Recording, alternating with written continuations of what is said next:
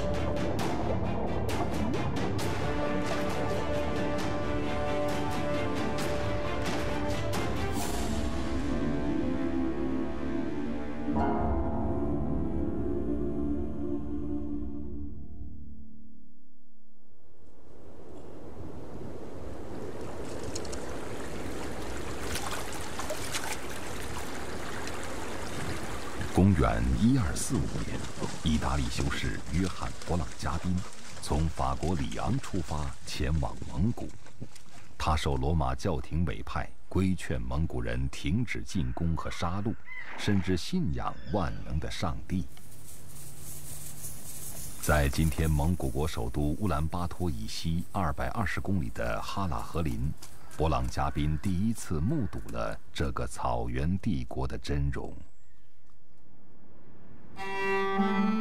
他们的住宅为圆形，利用木桩和木杆制成帐篷。皇帝、头人和其他达官贵人都非常富有，黄金、白银、丝绸、宝石应有尽有。他们所有人，从最为幼小者到比较年长者，通通都是优秀的射手。这些本意是为了打探蒙古虚实的文字，却让西方世界开始了解曾经被契丹人隔绝了上百年的东方。他们用锋利的武器和剑猛攻，昼夜不停地战斗。有一个人叫成吉思汗，他开始成为上帝面前勇敢的猎人。虽然当时成吉思汗早已去世，但这位猎人的子孙同样没有把教皇当回事。勃朗嘉宾悻悻然无功而返，他无从阻挡那些勇敢猎人们狂野的征服欲望。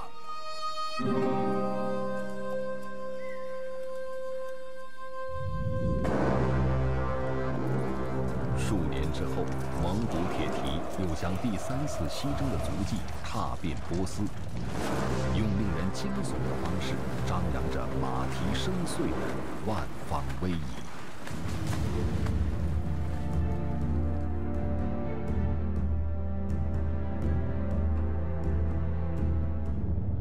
蒙古弯刀将世界1/5的土地斩落在自己马下，东到太平洋，西达黑海沿岸，北抵贝加尔湖，南至中国南海。蒙元帝国的旗帜猎猎飘扬。公元1271年，今天的北京成为当时元帝国的首都大都，其主人正是成吉思汗之孙忽必烈。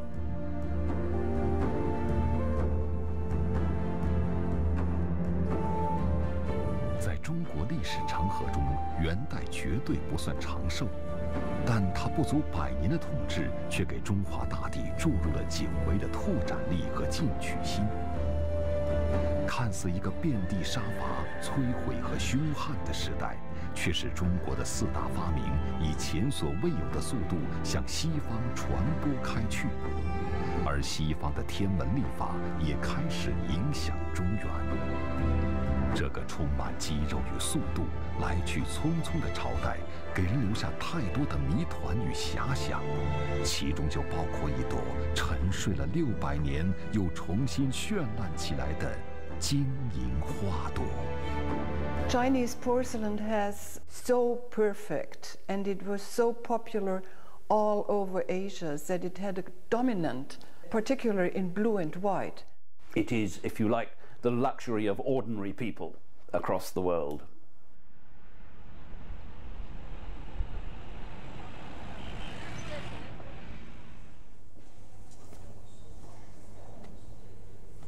上海博物馆陈列着来自土耳其、伊朗、美国、英国以及中国等国家的参展品。90多件美丽青花重聚故乡，它们的出生时间都指向同一个朝代——元。中国古代瓷器品种繁多，窑口林立。 但传播最广、名气最大的一类，当属青花。这种白色胎质、青色图案的瓷器，朴素而不招摇，却何以有如此大的影响力？尤其是存世极少的元青花，它被公众广泛认可的时间，至今不过60多年。 在许多人看来，一个在马背上横冲直撞的时代，根本无从传承宋人的诗情画意，又怎能创造如此精美易碎的尤物？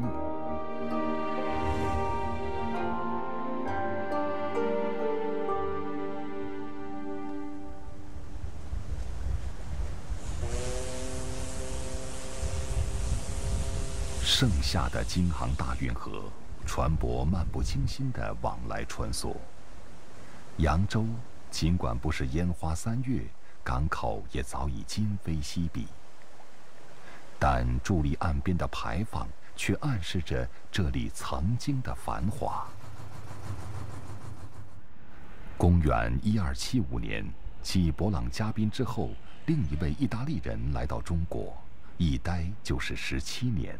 甚至还在扬州为官3年，他就是马可·波罗。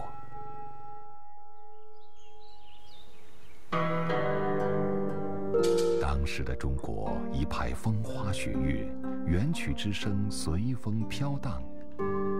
20多年后，一部《马可·波罗游记》风靡于西方各国的大街小巷，一个神话般的中国，令人心存向往。 大汗用大理石和各种美丽的石头建造了一座宫殿，宫殿所有房间都镀了金，装饰得富丽堂皇。它的酒杯、酒瓶等物品，有些是由漂亮的镀金金属制成的。大汗的金属器具如此之多，简直让人难以置信。 令人奇怪的是，游记中对元朝宫廷使用瓷器的情况却毫无记载。有人甚至怀疑马可·波罗是否真的来过中国。不过，曾经担任元朝吏部尚书的苏天觉也说过，元太祖使用的酒器是槽口镀金的金属制品。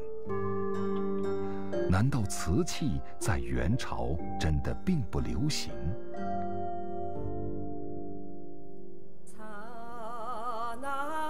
草原，天苍苍，野茫茫。生活于此的人，自然心胸开阔、粗犷豪爽。天堂草原锡林郭勒最南端，当清晨第一缕阳光洒满大地时，孟克纳松家的早餐也开始了。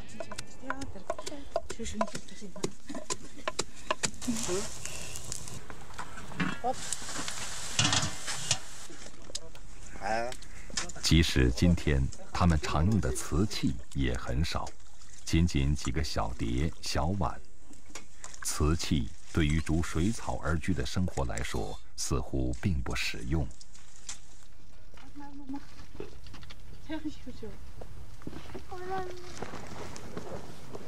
现在叫马群，30多个，牛了啥的就是，40、50条，养100多个。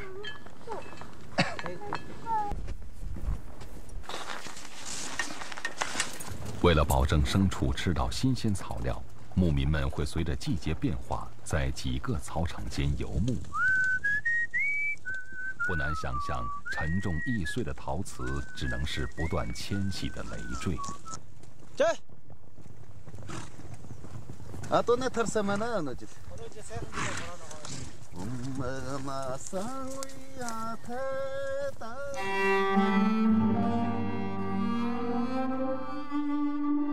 当他们的先祖在欧亚大陆纵横驰骋、开疆拓土时，更崇尚血与火的涤荡和颠覆，对细腻温润、浅浊低唱的瓷器，可能根本不屑一顾。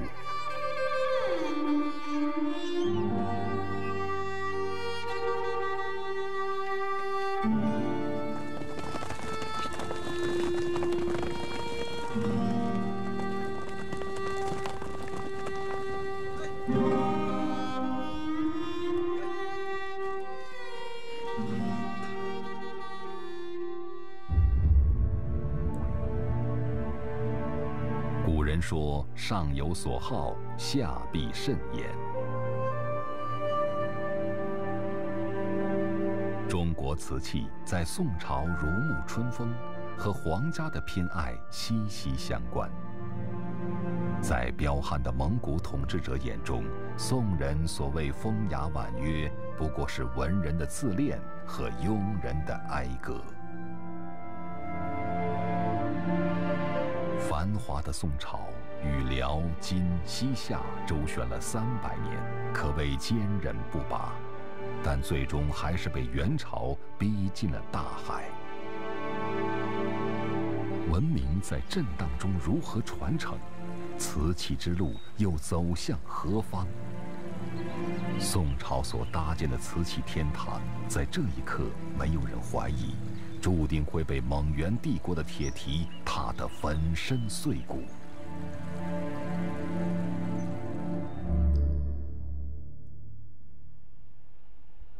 不过，在今天的日本大阪陶瓷美术馆，有一件日式木盒中神秘地珍藏着一件国宝级文物。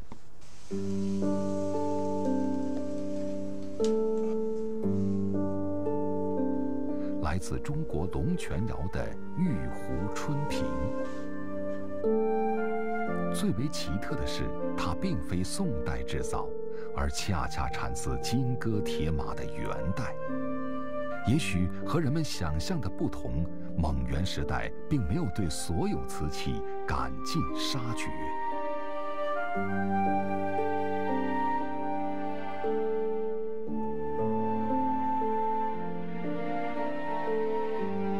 深秋时节，金莲花已经凋谢殆尽，金莲川草原却依然壮阔迷人。上都遗址，这座曾经沧海的元朝夏都所在地，虽然已经被认定为世界文化遗产，但断壁残垣中弥漫出的窃窃私语，多少有些物是人非的孤寂。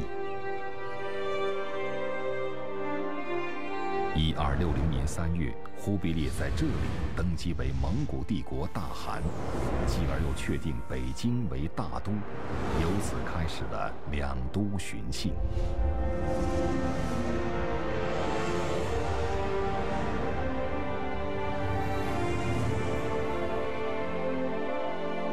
当时欧亚大陆的风吹草动，或多或少都和这里有关。然而云起云落，有迹可循的元代遗迹已经了若尘心，高墙后院尚且不存，况乎兵荒马乱中的坛坛罐罐。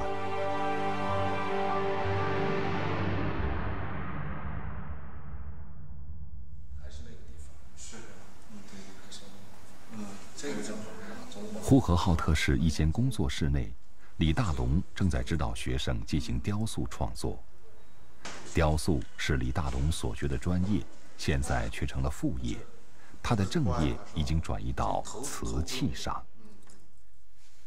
我就觉得特神奇，弄一块泥，捏吧捏一个造型，然后灰不溜秋的搁在窑里边，一开窑锃亮一个挺漂亮的一个东西。位于呼和浩特市南端的清水河沿岸，10多座瓷窑坐北朝南，顺坡而建。30年前，这里曾经是著名的瓷器产地。李大龙也在此拜当地著名陶瓷艺人张选为师。这个地方的碗特别出名，但是土青花，特别典型的带有那种元代风格的那个土青花，但是现在很难找到了。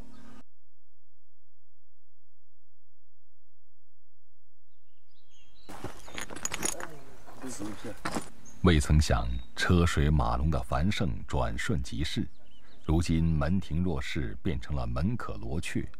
李大龙师徒俩却不愿放弃。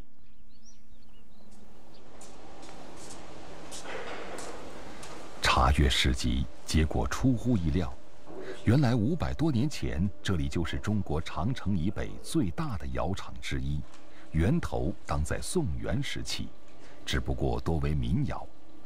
若能找到元青花的真正出处，元朝人不爱瓷的推断或许就被彻底推翻了。当人们还在对神秘的元青花捕风捉影时，半路却杀出另一种被称为卵白釉的瓷器。这种卵白釉瓷大多印有书、府等字样，它们意味着什么？是否有某种特定含义？答案居然信手拈来。书府正是原政府的核心机构枢密院。我们讲的枢密院就是这个最高军事机构，比国防部的地位还要高。看来卵白釉瓷器应为大内定制专用，原政府也有自己的特供瓷。他们并没有摒弃一切中原文化，反而重视有加，把瓷器摆到了处理国家军机大事的办公桌上。那么，既然5大名窑已成明日黄花，这种书府瓷又从何而来？是否和龙泉窑一样，都属于前朝遗物？衣服记载人生，呵护衣服，我选超能植萃低泡洗衣液，不伤衣物，不伤肤。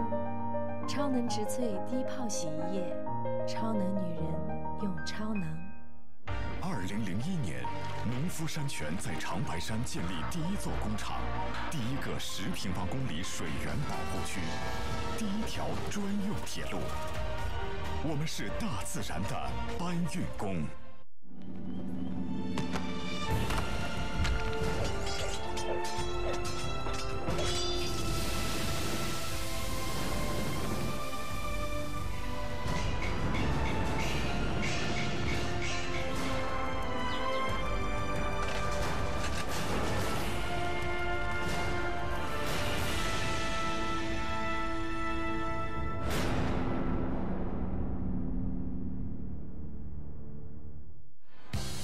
爸爸，快带我去买烟花，过春节带到奶奶家去放。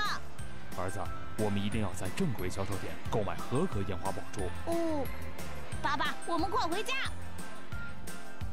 烟花爆竹一定要安全存放，防止发生火灾。好，妈妈快，车来了。宝贝，携带烟花爆竹不能乘坐公交车，乘坐地铁、火车、轮船、飞机也是不可以携带的。哦。我们也去放烟花吧。好，我们去放烟花。爸爸，我们在这儿放吧。不能靠近居民楼放烟花，也不要在危险场所和人员密集场所附近燃放。哦，妈妈带你去集中燃放点放烟花。好，放烟花喽！过新年啦！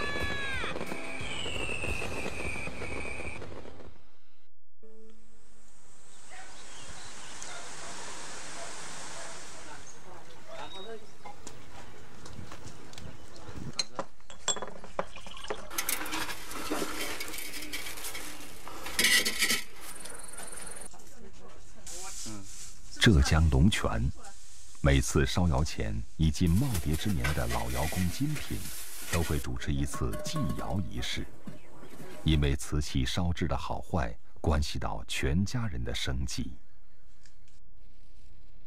跟着用要上身呀，你随时量好上身呀。金老耳背，话虽然不多，黝黑的脸庞刻满沧桑。全村也只有他还在坚持用柴火烧窑的传统，而其他瓷窑大多改用液化气做燃料了。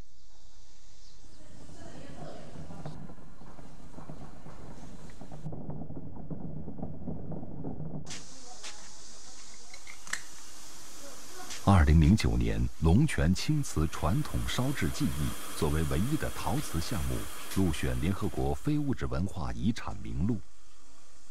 但是历史上龙泉瓷就属于青瓷，和白瓷系列的卵白釉并无关联。一般而言，朝廷用瓷大多源于专门的官窑或机构。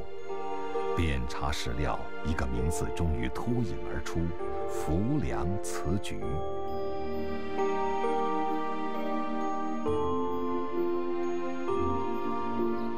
浮梁名气似乎不大，但一提景德镇，则如雷贯耳。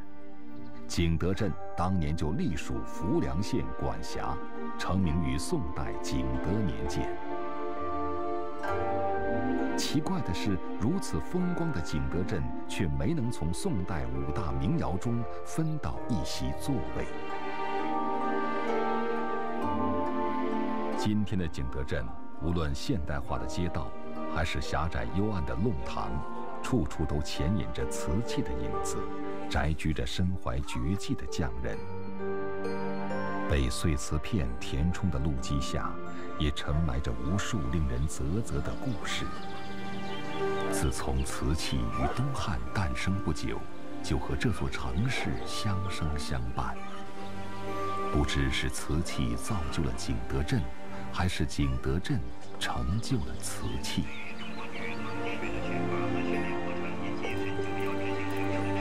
弄堂深处，陈师傅退休在家，靠加工制瓷配件赚些零花。40年前，他在令人羡慕的国营红旗制瓷厂工作，如今却只能给市场化的陶瓷业敲敲边鼓。这一带这一边全部是红旗制厂，都是用手工的，现在都用机器的比较多了。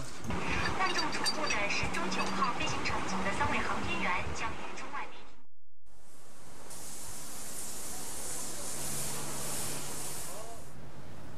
现代化流水线让符合当今审美需求的瓷器快速大批量生产，无论观赏瓷还是日用瓷，从原料到造型，从彩绘到烧造，每一环节都有新科技的侵染。手工虽然还是最大的卖点，但机器已经不可或缺。瓷都依旧，马达轰鸣。景德镇坐上中国瓷器的头把交椅，独享瓷都美誉700年长盛不衰，确实始于元代。公元1278年，抗元名将文天祥刚刚被俘，南宋小朝廷尚在背水一战，元帝国却急不可待地在浮梁县设立瓷局。这是当时全国唯一的皇家供瓷管理机构。豪放的蒙古人何以突然对不经磕碰的瓷器一往情深？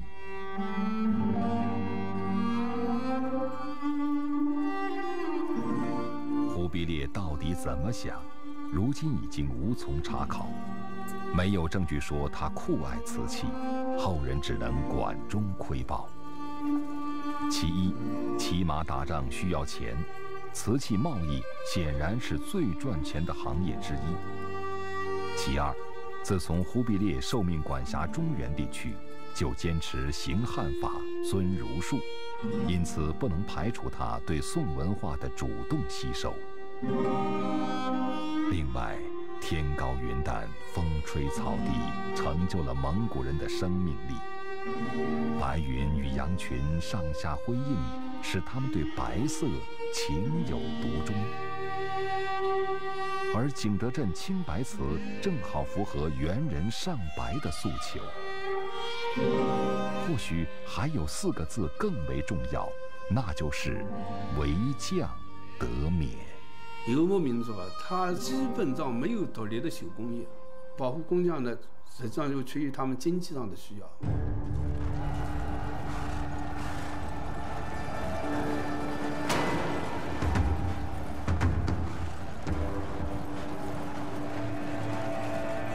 在朝代交替之间，蒙古骑兵的刀光剑影必然血雨腥风，却只有工匠和手艺人可以免死。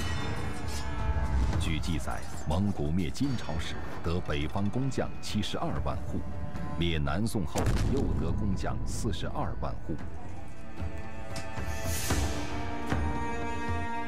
其实，许多北方窑工早在北宋灭亡时就开始南迁。一时间，景德镇将从8方来，气承天下走。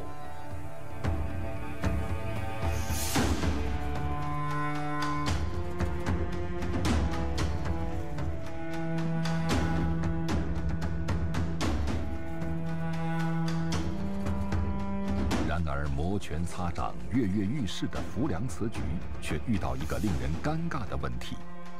制造瓷器的原料优质瓷石，由于大量开采，几乎消耗殆尽，巧妇难为无米之炊了。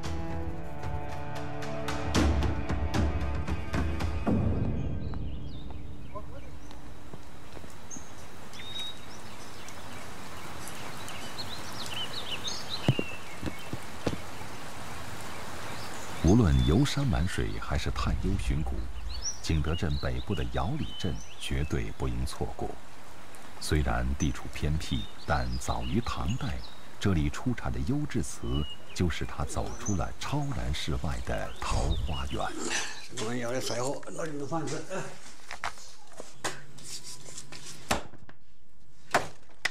要这个柴火，从不烧窑也是这个柴火，我们烧火也是这个柴火。吴师傅年轻时也是窑工，如今却只有几件家用瓷器保留着原来工作单位的印记。他的新行当就在隔壁的窑里古戏台。在景德镇一带，无论做什么，都摆脱不了一个朦胧的影子——瓷。它不仅是个物件，更是一袭血脉，一方水土。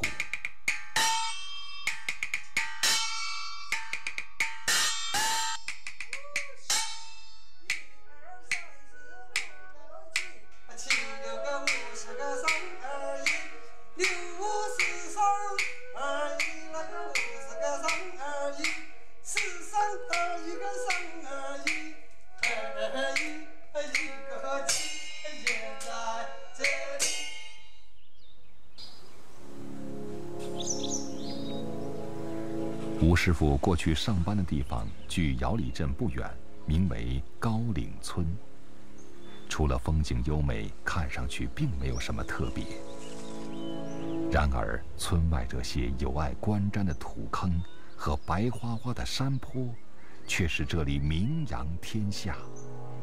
它们就是传说中天赐的高岭土。宋末元初，就在景德镇的瓷石远远供不应求时，不知何人发现了这种近乎纯白的泥土。或许有人大胆一试，却让它一鸣惊人。和一般瓷土相比，它更加洁白细腻，质地坚硬。于是，烧造大型瓷器才成为可能。作为一种新材料，它的发现犹如一座里程碑。从此，高岭土成为全世界对这种材料的统一称呼。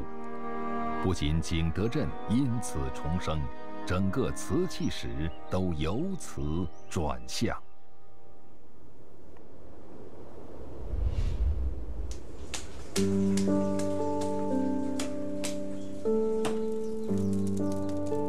不久，景德镇工匠就在实践中将高岭土与传统瓷石合理配比，形成所谓二元配方，烧制出一种硬度更强、颜色犹如鹅卵的新型白瓷卵白釉。浮梁瓷局终于扬眉吐气，给卵白釉印上“舒服”二字。粗犷的元朝也有了自己原创的精品官瓷。然而，这似乎刚刚起步，那千呼万唤的元青花仍未出世。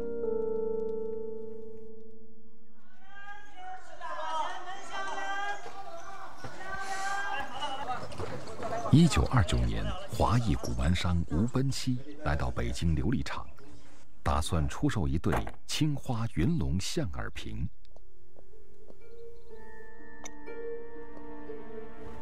当鉴定高手们看到瓶体上的一行铭文后，一致认定是赝品。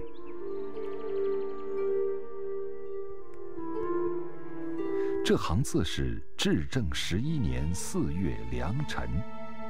至正是元顺帝年号，而当时考古收藏界普遍认为元无青花，此乃国史之定论也。于是吴奔熙带着这对砸在手里的赝品，悻悻返回英国。几经周折，终于脱手卖给一个眼力尚拙的英国人大维德。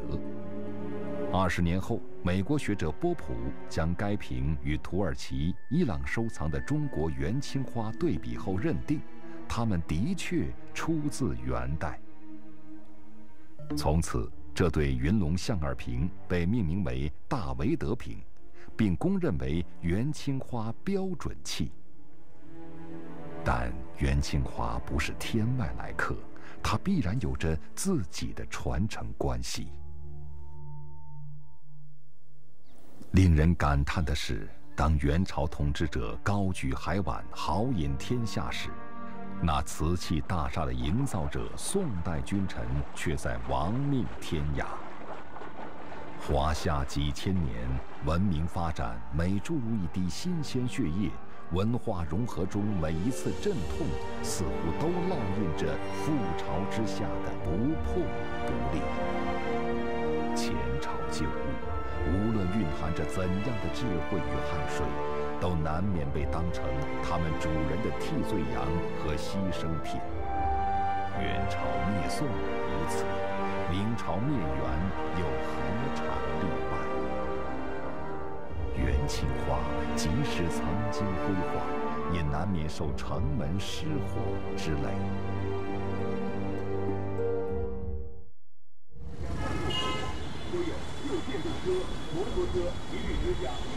目前，中国收藏元青花最多的是江西省高安市博物馆，也不过19件，那是30年前才被发现的。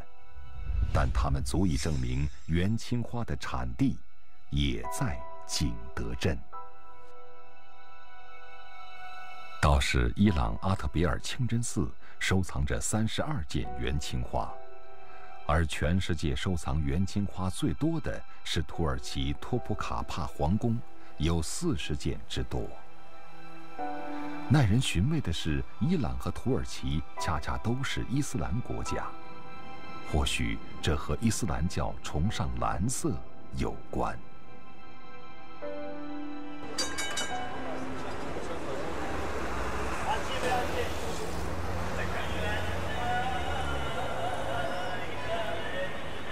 土耳其第一大城伊斯坦布尔横跨亚欧，东西方文明在此交汇。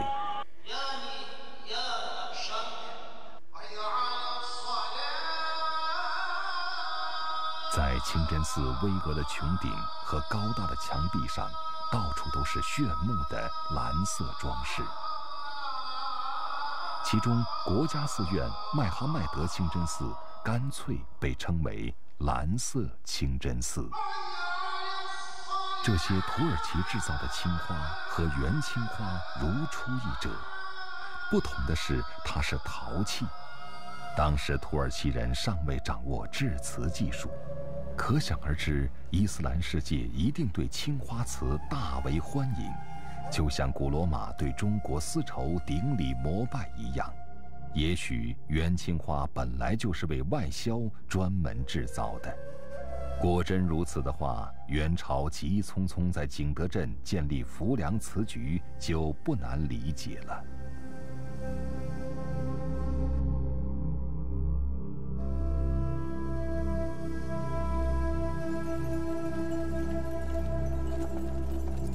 从唐朝开始，阿拉伯就是中国最重要的贸易伙伴，瓷器也一直是中国3大外销商品之一。When he arrived in China, he would want to give instructions to the kiln in central China, so not on the coast in the port where he arrived, but in central China, to say, can you make wares like this? I want things that look this way. My market, my customers like this kind of thing. 奥利弗·沃特森教授一直致力于伊斯兰陶瓷的研究工作，在父亲的影响下，他对中国瓷器也十分关注。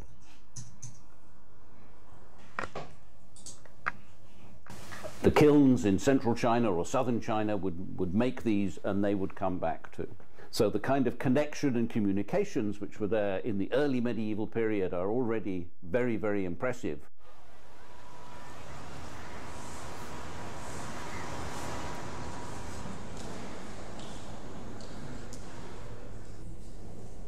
1998年发现的阿拉伯沉船黑石号上，就有3件产自唐朝的青花瓷盘。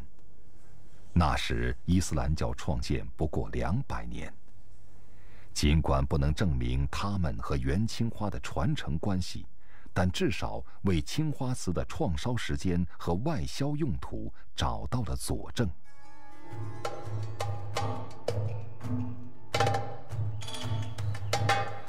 比唐青花更为进步的是，原青花多为大型器皿，这很可能源于伊斯兰风俗中的聚餐方式。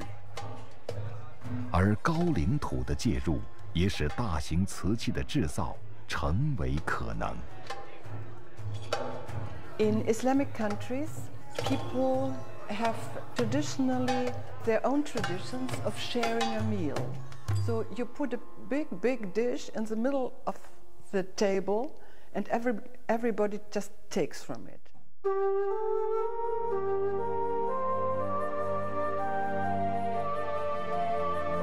有需求就有发展，尽管对于景德镇工匠来说，这不过是水到渠成的事。只要在卵白釉胎体上施以青色图案，形成所谓釉下彩，青花瓷就华丽登场了。最后的要素正是蓝色骨料。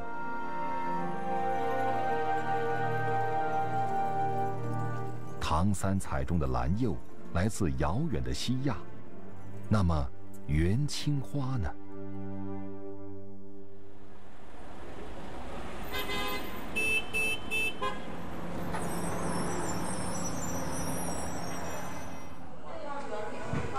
今天的景德镇像张建一样专门售卖釉料的商铺鳞次栉比，蓝色骨料已经不再稀罕。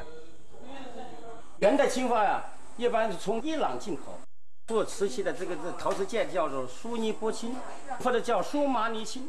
最早的时候是随着波斯人交易流传到这个中国来的。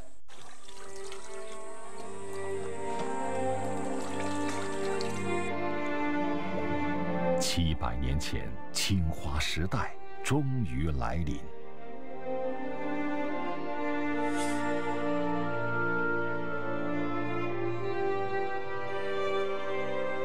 这件扬州博物馆馆藏的季蓝釉白龙纹梅瓶，全世界仅存3件。它通体蓝釉，精美绝伦，内嵌青白釉巨龙细珠，在百转千回中幻化升腾。蓝不仅仅是一种釉彩，更是一种信仰。它的传播速度，即使风驰电掣的成吉思汗也望尘莫及。他那些信奉萨满教和佛教的子孙们，在中亚和西亚建立了空前绝后的4大汗国，但最终都不约而同地皈依了真主。蒙古的统治者基本上一个态度，他觉得各种宗教都可以为他所用。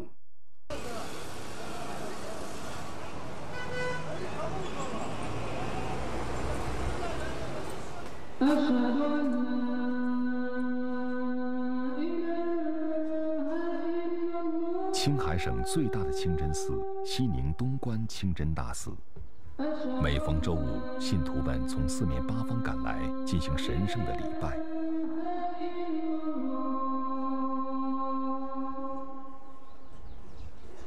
其中有一个特殊的群体——脱帽人。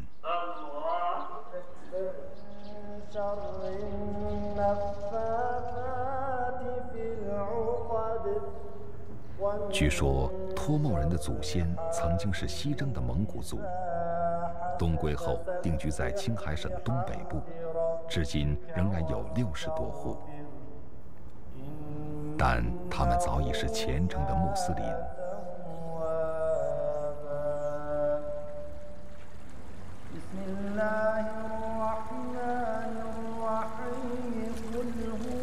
就这样，元朝时曾经为大唐朝带来惊鸿一瞥的蓝色釉彩，重新回到了中国。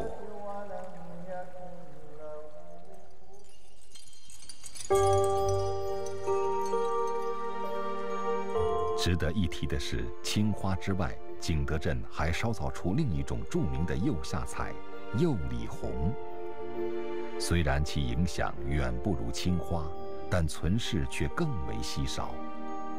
到了元朝中后期，中国瓷器再一次迎来一派繁华景象。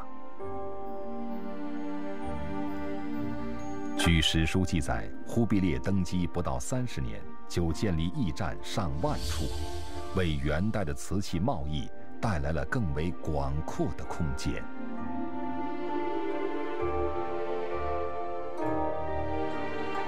他建立驿站主要是为了加强统治用的，但是你建立了一个这个全国性的这样一个交通系统，很自然的，他群众、老百姓、商人一定也要利用这个系统。元上都作为元朝第2大都城，依托驿站体系，欧亚间的互通有无在这里嘘寒问暖。为了鼓励贸易，朝廷对外来商贩给予质而不争的免税待遇，以致涌现出一门新职业——专门运送商品的奸夫。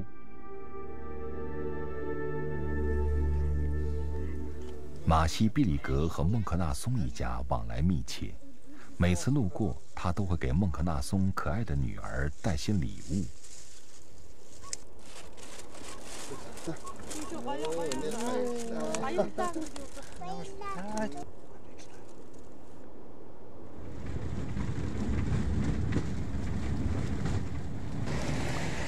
像这样为牧区小店送货，是马西毕里格热衷的工作。就像元朝的奸夫一样，他会特别留心牧民们的需求，然后再把本地特产运到外地的市场。多按一下。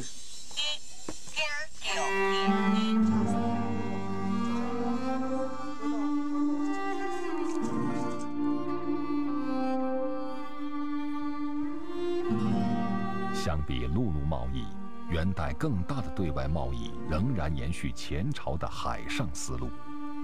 尽管难以想象马背上的颠簸冲撞能否与甲板上的起伏摇摆和谐统一，但忽必烈毕竟组织过几千艘规模的庞大舰队。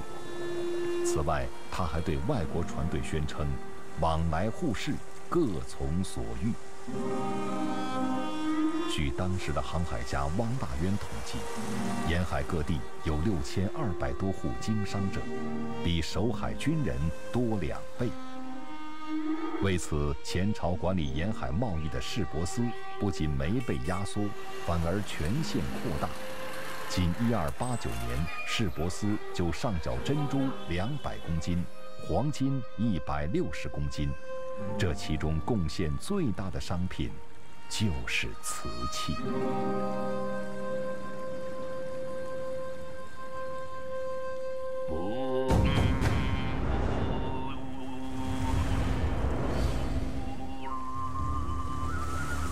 青花瓷从景德镇的昌江转进赣江，由鄱阳湖汇入长江，再在沿海地区与其他瓷器汇合，经各大口岸出海，销往亚洲各地和东非沿岸。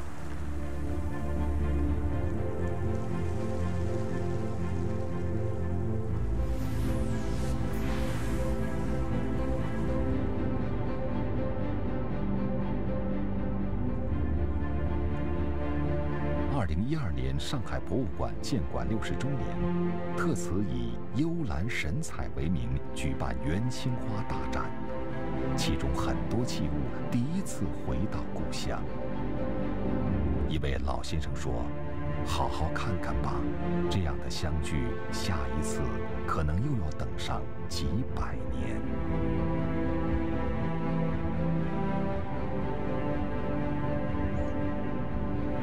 元青花的诞生，把中国瓷器从素色釉彩推向拥有图案的彩瓷时代。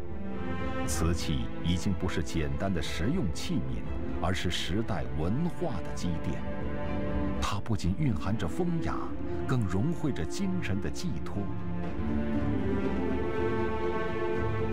文明就是如此，在看似偶然的契机中，必然地发展着。作为一个多元时代的见证，元青花不愧是一朵炫耀异彩的奇葩。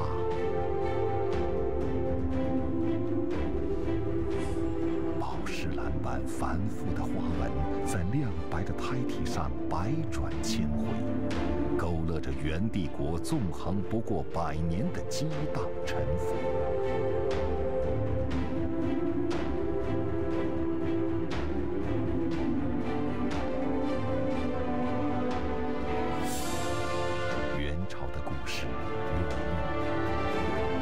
镇的传奇还在继续，他们创造的青花瓷将被后世演化的璀璨缤纷。